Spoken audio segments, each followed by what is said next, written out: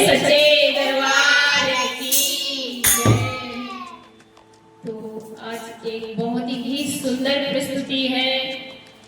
एक बेटी ने दुखी होकर ये कहानी बताई है, रो रो कर ये गाना गाया है।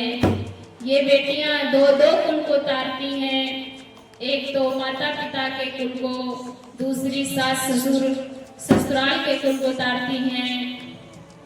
तो बेटी ससुराल में जाए तो कहते हैं कि पराए घर से आई है, और वही बेटी अगर मायके में रहे तो कहते हैं पराए घर की है, पराए घर चली जाएगी।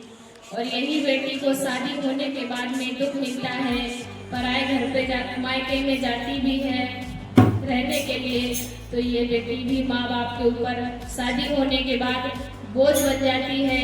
तो इस बेटी ने दुखों के समय में ये दुख भरा भजन गाकर सुनाया है। बोले सच्चे दरबार की जय। तो देखिए कैसे बेटी का भरोसा टूटता है, क्या सोचती है बेटियां। भरोसा